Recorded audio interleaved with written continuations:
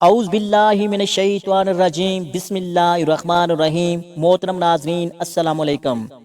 حضور صلی اللہ علیہ وآلہ وسلم کے دربار میں صحابیوں کا مباہلہ سے فرار۔ حضور صلی اللہ علیہ وآلہ وسلم کے دربار میں صحابیوں کا مباہلہ سے فرار۔ نجران یمن کے نصرانیوں کا ایک وفد مدینہ منورہ آیا۔ یہ 14 آدمیوں کی جماعت تھی جو سب کے سب نجران کے اشرافیہ سمجھے جاتے تھے۔ محترم ناظرین، اس وفد کی قیادت کرنے والے 3 شخص تھے۔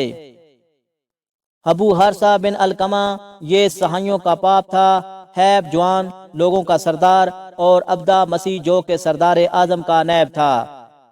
یہ نمائندے نہایت ہی قیمتی اور نفیس لباس پہن کر عصر کے بعد مسجد نبوی صلی اللہ علیہ وآلہ وسلم میں داخل ہوئے۔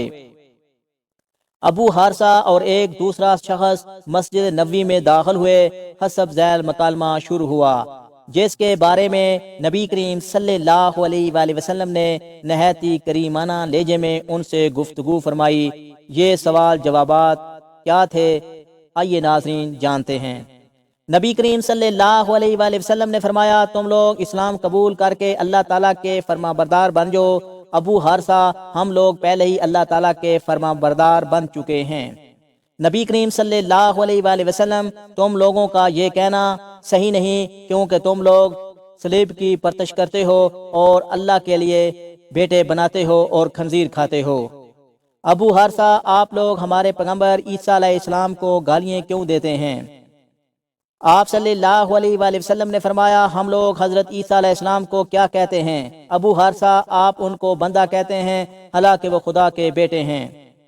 نبی کریم صلی اللہ علیہ وآلہ وسلم نے فرمایا، ہاں، ہم لوگ یہ کہتے ہیں کہ حضرت عیسیٰ علیہ السلام اللہ تعالیٰ کے بندے اور رسول ہیں، اور وہ کلمۃ اللہ جو کماری مریم کے شکن سے بغیر باپ کے اللہ کے حکم سے پیدا ہوئے۔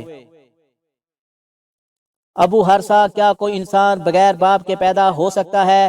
جب آپ لوگ یہ مانتے ہیں کیا کوئی ان کا باپ نہیں تو خدا ان کا باپ ہے۔ نبی کریم صلی اللہ علیہ وآلہ وسلم، اگر کسی کا باپ نہ ہو تو لازم نہیں کہ اللہ تعالیٰ ہی اس کا باپ ہو۔ خدا بندہ تعالیٰ نے اگر چاہے تو بغیر باپ کے بھی پیدا کر سکتا ہے۔ دیکھو، حضرت آدم علیہ السلام کو اللہ پاک نے مٹی سے پیدا فرمایا، حضرت آدم علیہ السلام کو بغیر ماں باپ کے پیدا فرما دیا، تو کیا حضرت عیسیٰ علیہ السلام کو پیدا نہیں فرما سکتا؟ اس پر تعجب کی کیا بات ہے؟ نبی کریم صلی اللہ علیہ وآلہ وسلم کے اس پیغمبرانہ طرز استدلال اور حکیمانہ گفتگو سے چاہیے تو یہ تھا کہ یہ وفد نصرانیت کو چھوڑ کر دامن اسلام میں آ جاتا، مگر ان لوگوں نے نبی کریم صلی اللہ علیہ وآلہ وسلم سے جھگڑا کرنا شروع کر دیا، یہاں تک کہ بحث و تکرار کا سلسلہ بہت طویل ہو گیا۔ اس پر اللہ تعالیٰ نے سورۃ آل عمران کی یہ آیت نازل فرمائی، جس کا ترجمہ یہ ہے، تو آپ کے پاس علم آ جانے کے بعد جو لوگ اس میں آپ سے جھگڑا کر رہے ہیں، آپ ان لوگوں سے فرما دیجئے، ہم اپنے بیٹوں کو بلاتے ہیں، تم اپنے بیٹوں کو بلاؤ، ہم اپنی عورتوں کو بلاتے ہیں اور تم اپنی عورتوں کو بلاؤ، اور ہم خود آتے ہیں اور تم خود آؤ، پھر ہم گڑ گڑا کر جھوٹوں پر خدا کی لعنت ڈالیں۔ قرآن کی اس دعوت کو ابو حارثہ نے قبول کر لیا اور صبح طے پایا کہ میدان میں مباہلہ کریں گے، لیکن جب ابو حارثہ نصرانیوں کے پاس پہنچا تو اس کا اپنی قوم سے خطاب کچھ اس طرح کا تھا، تم لوگوں نے اچھی طرح جان اور پہچان لیا کہ محمد صلی اللہ علیہ وآلہ وسلم نبی آخری زمان ہیں، اور وہ خوب یاد رکھو، جو قوم کسی نبی برحق کے ساتھ مباہلہ کرتی ہے تو اس قوم کے چھوٹے بڑے سب ہلاک ہوتے ہیں، اس لیے بہتر یہ ہے کہ ان سے صلح کر کے واپس چلیں اور ہرگز ان سے مباہلہ نہ کریں۔ چنانچہ صبح کو جب ابو حارثہ نبی کریم صلی اللہ علیہ وآلہ وسلم کے پاس آیا تو اس نے یہ دیکھا کہ حضور صلی اللہ علیہ وآلہ وسلم نے حضرت حسین رضی اللہ عنہ کو گود میں اور حضرت حسن رضی اللہ عنہ کی انگلی تھامے ہوئے حضرت فاطمہ رضی اللہ عنہا اور حضرت علی رضی اللہ عنہ کے آپ کے پیچھے چل رہے تھے، اور آپ صلی اللہ علیہ وآلہ وسلم ان لوگوں سے فرما رہے تھے کہ میں جب دعا کروں تو تم لوگ میرے پیچھے آمین کہنا۔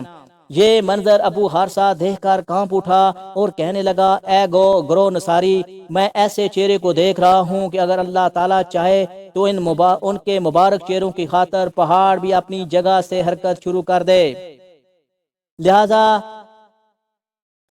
میری قوم ہرگز ان سے مباہلہ نہ کرنا، ورنہ روئے زمین میں ایک بھی نصرانی باقی نہیں بچے گا۔